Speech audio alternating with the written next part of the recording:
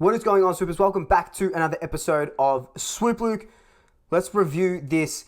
Finally, a win. Let's review a win finally.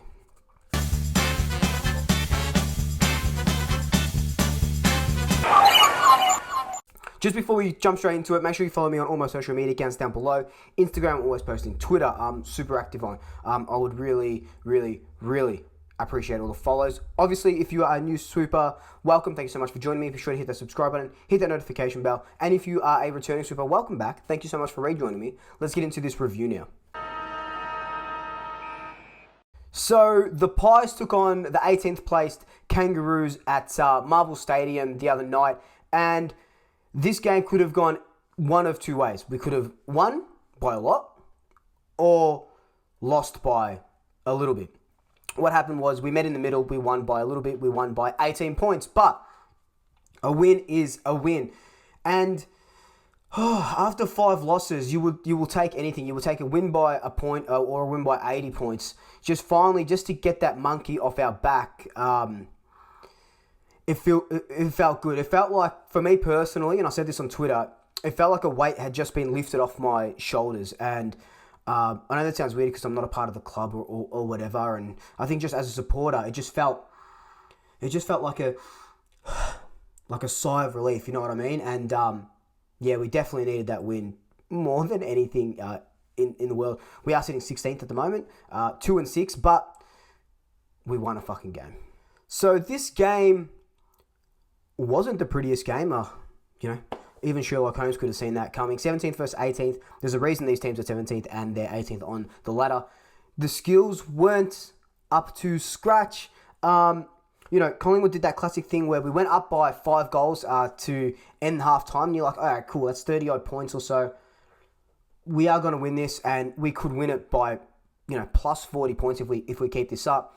And then after halftime, it's like everyone fell asleep, and the Kangaroos came back. I think they kicked 5, 6, 7, 8. Yeah, I think they kicked 5 goals straight up. And then you go, shit, here we go. This is classic Collingwood. This is the Brisbane game all over again. It's just something with us and 5-goal leads.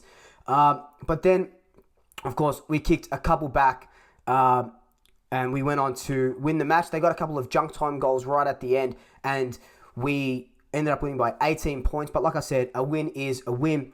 And it is that little band-aid over the earthquake that is the Collingwood Football Club at the moment. Look, I don't want to be too...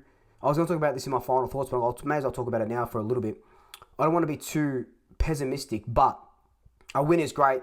It is against the Kangaroos. The only way we'll know if this was the catalyst of something good is if we back it up next week against Sydney. There was a lot of all-round good performers from this game. Scott Pendlebury kicked 2 goals. I'm pretty sure they were his first goals for the year. And we know Pendlebury loves a goal, and he got them, which was really good. We're still side bottoms 250th. The boys just stood up when they needed to stand up. Yes, some of the skills were shit house, like I just mentioned, but a win is a win, and we'll take it at the moment.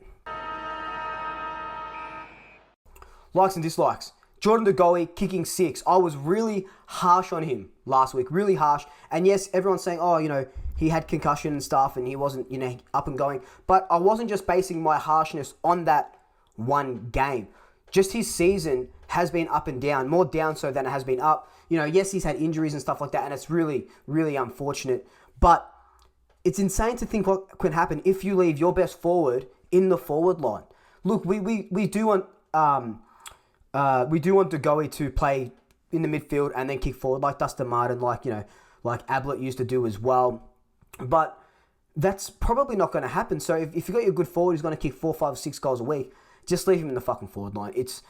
I know he wants to play midfield, but you've just got to put your foot down and say, no, look, you're playing in the forward line, dude. That's where you make your money. Another oh my God, Darcy Moore in the back line. Let's look at his stats quickly, right? Darcy Moore, 28 disposals, 19 kicks, 9 handballs, 19 fucking marks, 2 tackles, 86% disposal efficiency, and 11 intercept possessions. Ilalo. Are you kidding me? Look, I said it in my preview. Darcy Moore up forward, I love. I thought I was going to hate it, but I loved it, right? But in this team, it doesn't work, okay? Look what happens when you put players in their true positions. Jordan DeGoey kicking 6 goals. Darcy Moore off the halfback, 11 intercept possessions, 19 fucking marks, 19 marks. And he was the catalyst. He had a bunch of rebounds, 50, a lot of counter-attacking and stuff like that. That's it. He stays there for the rest of the year, and he'll probably get an All-Australian jersey by the end of it as another centre halfback. So, absolutely love that. Another thing, Braden Maynard hasn't had a good year, but he had a good game. Johnny Noble had a good game. It was good games for a lot of the kids. Even Markeen had a really good game in his 4th game. Look, it was good to see them. You know, Jordan DeGoey went and said that they played for pride in the jumper. And you could see that. Look, yeah, I did say that it was an abhorrent game at times and the skills were sloppy and stuff like that. And it was. But you could tell that they wanted to win this. At times we went to sleep, but that's, you know, classic Collingwood. Have a bunch of young kids in there as well. So, excusable. But it was good. It was good. Dislikes. The biggest dislike, as you're going to be well aware of, is giving up 5-goal leads. I've got PTSD about 5-goal leads. Fuck. And then the Brisbane game. And then this Kangaroos game. What have I said, right? Classic Collingwood will go up by so much, but then not put teams to the sword and let teams back in. That's been our, not mentality, but that's been the way it's been for years. Years and years and years. Especially since I've been doing this, these videos and stuff like that. We've got to get that out of our system. We just have to keep going. I don't want to win by 12 points after being up by 5 goals. I want to win by 60 points. I want to win by 70 points. Any other good team beats North Melbourne by 100 points in that game yesterday, because North Melbourne were absolutely shocking. Worse than us. There's a lot to improve on. There is a lot to improve on, but we'll get there. Another dislike, it's not really a dislike, but, and I've said this on Twitter, I absolutely love Nathan Murphy. The way he goes about it, he literally bleeds black and white. Bleeds. He goes so hard, this kid, and that's what I love. That's what I love. He just hits the contest, disregard for his own well-being, but that's his detriment.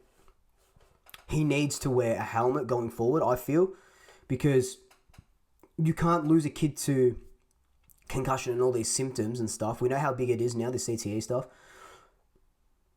because he's just, you know, he's just going too hard. But I love it, and I hate it. I just want what's best for him.